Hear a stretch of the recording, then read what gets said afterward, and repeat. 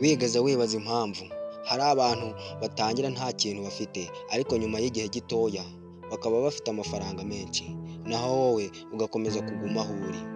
Ese ikibazo ni uko udafite amafaranga ahagije cyangwa ikibazo ni uko utazi kuyakoresha neza? Reka nkubwire ukuri gukomeye cyane, ntukeneye miliyoni ngo utangire gukira. Icyo ukeneye ni uburyo bwo kuyatekerereza no kuyakoresha neza amafaranga makeya ufite.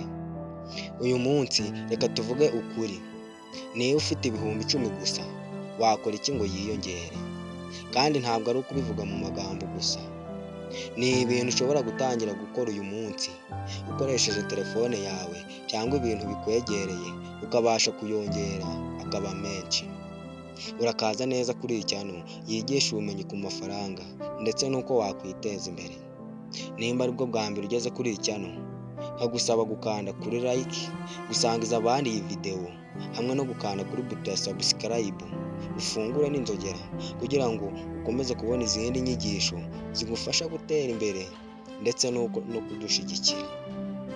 Reka dutangire turebe uko wakongera amafaranga yawe akava ku bihumbi 10 akiyongera.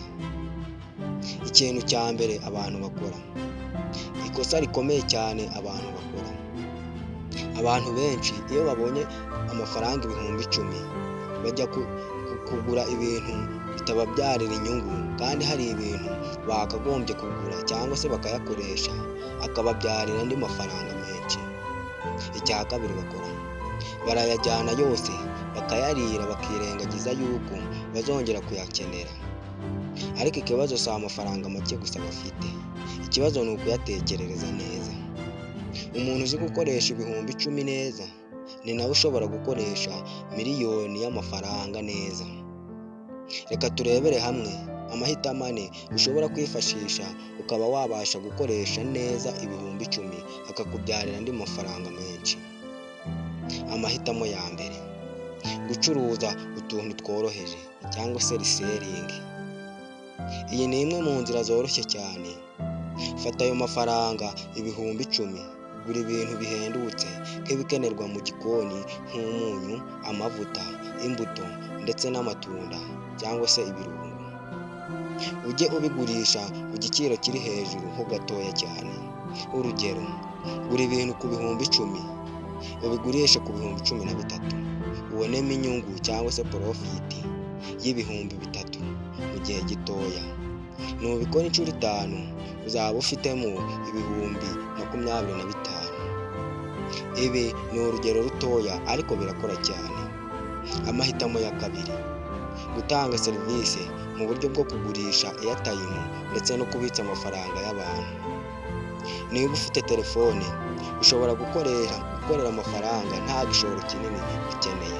Urugero, gufasha abantu ubaha serivisi za MTN ukabasha kubagurisha airtime ukanababikuriza amafaranga. Kwandika dokumenti cyangwa se inkuru wifashishije telefone yawe. Icya gatatu, kweditinga amafoto. Ushobora gutangira ku bihumbi 10 gusa byawe ufite, ukazamuka ukagera kure binyuze mu buryo bwo kugura interineti yo gukoresha, kwiga skills cyangwa se ubumenyi bwo kuri YouTube. Nyuma yaho ushobora kwishyurwa ibihumbi 2 cyangwa se ibihumbi 5 ku kazi kamwe wakoze wifashishije interineti yawe waguze. Amahitamo ya gatatu, kumenya gukoresha ibikoresho by'ikoranabuhanga. Isi iri gukoresha cyane ikoranabuhanga cyane, abantu benshi bagakorera kuri online. Ni ngombwa yuko wiga kandi ukamenya neza gukoresha ibikoresho by'ikoranabuhanga kugira ngo nawe ubibyaze umusaruro. Niba ufite ibihumbi 10 bishobora kugufasha cyane kugura bando cyangwa se interineti, gutangira kwiga uko bakoresha ibikoresho by'ikoranabuhanga no kubibyaza umusaruro.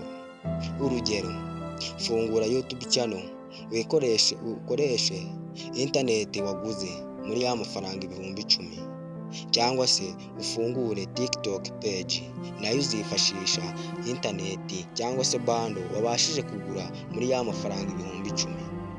Ntibizana amafaranga ako kanya, ariko iyo wihanganye ugakora ukiga bishobora kukugeza kure cyane. Tangirana n'amafaranga make ufite, hanyuma uzabona inyungu azava mu gufungura YouTube channel cyangwa se TikTok page. Amahitamo ya kane: kuzigama ndetse no kugira igenamigambi. Abantu benshi baravuga bati nzazigama ariko ari uko mbonye amafaranga menshi. Ariko kuri ni uku: ntabwo uzigama kuko ufite amafaranga menshi, uzigama menshi kuko uzigama. Fata ibihumbi 10 uyagabemo ibice, ufate ibihumbi 5 uyashore cyangwa se ukore investment, wongere ufate ibihumbi 3 ubikoreshe ugura ibyo ukeneye, wongere ufate ibihumbi 2 bisigaye uyazigame. Ibi bituma utekereza nk'umukire. Ibanga rikomeye cyane: icyo ukora si icyo bikomeye cyane, uko ubikora buri munsi nicyo kigena result cyangwa se igisubizo biguha. Niba wongereye ibihumbi 2 buri cyumweru, mu kwezi uba ufite ibihumbi 8 y'inyongera cyane. Mu mwaka uba ugeze kure cyane kurusha uko watekerezaga. Reality check cyangwa se ukuri gukomeye cyane. Reka nkubwire ukuri: amafaranga ibihumbi 10 ntiyaguhindurira umukire ako kanya, ariko ashobora kuguhindura umuntu uzi gukorera amafaranga neza, kandi uwo niwe muntu ubasha gushobora gukira cyane.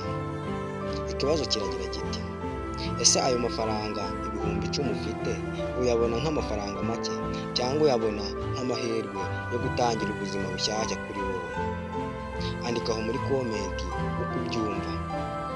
Abantu benshi bazareba iyi video bagume aho bari, ariko bamwe bakeya bazafata umwanzuro, kandi abo nibo bazahindura ubuzima bwabo buhoro buhoro. Niba ushaka kuba umwe muri bo, tangira uyu munsi, tangirana n'ayo ufite, kandi ntuzigere utegereza igihe kizaza. Niba iyi video igufashije, kanda kuri buto ya like, subscribe kugira ngo ukomeze kudushyigikira, ufungure n'inzogera kugira ngo ibiganiro byose dushizeho byagufasha kwiyongera mu buryo bw'iterambere ndetse n'uko wakwiteza imbere uje ubibona mu ba mbere. Komeza ukande subscribe usangize abandi iyi video, unasigare muri comment uvuga uti nditeguye gutangira, kuko aha niho urugendo rwawe rutangiriye rw'ubukire. Nubyumva ukabitega amatwi neza, ndizera yuko uzahindura ubuzima bwawe, ndetse nusangiza abandi iyi video, ugasharinga abandi bagenzi bawe bakumva iyi video neza, ndizera ntashidikanya ko ushobora kubahindurira ubuzima, nabo bakaba bakoresha ibihumbi 10 bakazamuka, bikaba byababyarira andi mafaranga agera ku bihumbi 100. Ndagushimiye wowe wakomeje kuntega amatwi, wowe wagejeje iyi video ku musozo. Uri umuntu w'agaciro cyane. Komeza ugubwe neza.